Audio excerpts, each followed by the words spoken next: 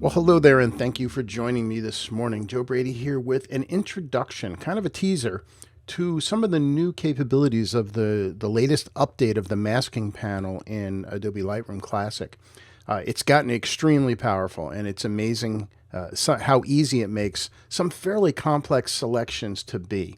So I'm going to take you through a couple of demos, and we're going to start out with something basic, and then we'll get into something a little more involved. So here we have a January shot of the Durango and Silverton train going around a place called the High Point. And really cool place. Place looks like, in fact, it looks like a model train set in some kind of scenery. So let's just do some basic adjustments first. What are the problems? Well, we have a lot of, if you look up at the histogram here in the upper right, we've got a lot of really close to white, which is all the snow, and it doesn't even look like there's any detail in here. But notice if I put the magnifying glass over this patch of snow and look at the numbers underneath the histogram, and you'll see 97.5, 97.5, 98.3. So that means there's data there. There is detail there. It's just showing up a little bright on our monitor. So let's cut to the chase and let's just bring that down, add a little more texture. Yes, it made the rest of the image go dark. Well, let's open that up. And now it's gotten a little flat, which is exactly where we want to be, because we're going to add some texture, clarity, and a little bit of dehaze, and then add some saturation overall to the image. And that's looking pretty good. So what are the distractions? Well, one is the sky. The sky color, actually, the blues, it looks a little too dark. Yes, it may have been this way, but it's a distraction from the train. I want to take a little emphasis off the sky. So let's come up to the masking panel and then make one of the easy selections. We'll just choose sky. And there's our sky selected. So I'm going to bring up the exposure. I want to make it a little bit lighter. And I'm going to pull a little saturation, I think. Let's take a look and see what that does.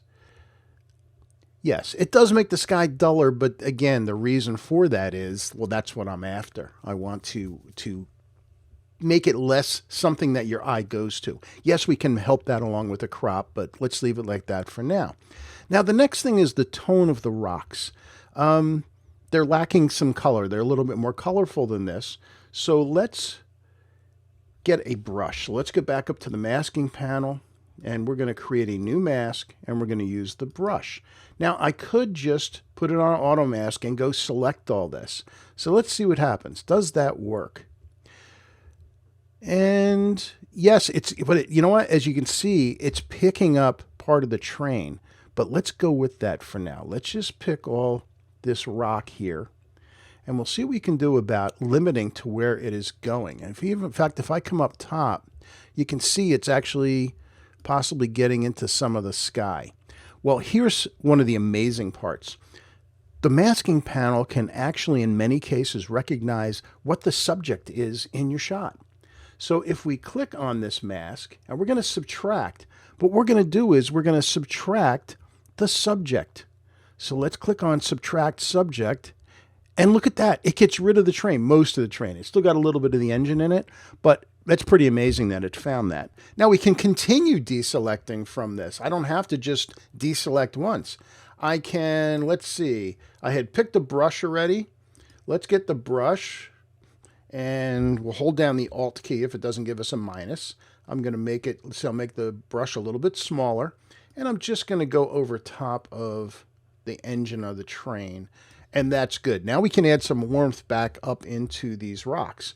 So to do that, we're going to go add a little bit of yellow, and as soon as we make a change, the mask itself gets hidden. So I think about there, I think it's a little too magenta, so we're going to add a little bit of green into that. That's good. Should it be lighter or darker? Tough call. Let's try it. Let's make it a little lighter and see what happens. Actually, I do kind of like that. If we go darker, no. If we go darker, it starts to compete with the train a little too much. It's such a big mass. So let's make it lighter. And let's add a little bit more saturation into it as well. That's looking great. Okay, so you see, we both subtracted the subject and using the brush did that at the same time. So let's do another one. Let's create a new mask. This time we're going to use a brush, because the trees have lost all their green. So I'm just going to click into the trees. Just click on where I see leaves. In fact, even the trees out here, the color's kind of off. So we're going to select that as well. And yeah, we got a little bit messy. I want to get up top here. I want to make sure it doesn't pick up any of the sky because I want to get these trees as well. And that might get a little messy too. And again, I'm just going around and clicking on where the trees are. So you can see we've got some spillover into other spots. So what I can do, since we're already working in a brush, I can hold down the Alt key, which turns it to a minus. I'm going to make that a little bigger. I want to make sure Auto Mask is still turned on.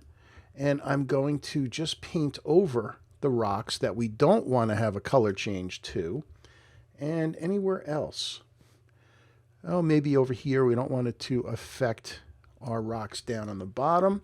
Now we've got a little bleed into the sky from the trees. You see that around over here. So we're going to once again click on our mask and choose subtract, and we're going to subtract the sky from around the trees, and you see that immediately cleaned that up. Let's see. Let's get the brush one more time. I want to make it a little smaller, and we're going to just pick up these trees over in the distance. So how do we add green back to the trees? That's actually pretty easy. Let's scroll down. We're going to add both blue and green. So I'm going to add some blue and we're going to add some green. We're going to add a lot of green. And to make them show up a little better, we're going to bring up the exposure, make those trees a little lighter. And let's add a bunch of saturation too, because they're fairly desaturated. And you know what? We could do more, but I think we're done. I think that's looking pretty good. Yes, we could do a final crop, blah, blah, blah. But just to show you, I'm going to make a virtual copy of this, which is Command apostrophe. Oops, that's the wrong image. So here's a copy, and I'm going to reset it just so you can see where we started and where we ended up. So here's our original raw shot of the train, and just using the new masking panel, there's what we were able to do. So we were able to isolate the train from the rest of the background. We changed the rocks, we got the green back into the trees, and we dimmed the sky a little bit. And in fact, while I'm here, I can't resist. I'm going to make one more virtual copy of our edit. And whoops, I copied not the edit, but the original. Let's copy our edit. So again, Command apostrophe. Okay, there's our edit. I'm going to crop this a little bit. I want to make it a little bit more panoramic, and partly because what that's going to do is it's going to make the train bigger in the scene. Now, I don't want to lose the sky completely because the sky is important. Maybe don't need as far right. Do we need these people in the open gondola car? Sure, we'll keep them there. Let's do that. Let's add a vignette to that. And one more thing. I have to do one more thing. We're going to add another mask. We're going to add a radial gradient. And I'm going to go right across the middle of the image like this. I'm going to angle it so it matches the angle of the train. Kind of put it centered on the train. And we're going to bring up the exposure. A little bit of that. Now, it's getting some of the whites. We don't want that, so we need to subtract from here. In fact, I want to add some saturation into that train as long as we're at it. So let's add some saturation. But now we need to use you add another subtraction. So we're going to subtract with a brush, and we're going to make sure anything that is snow is not part of that brightening, because we don't want the snow to get any brighter. We don't want it to start to disappear.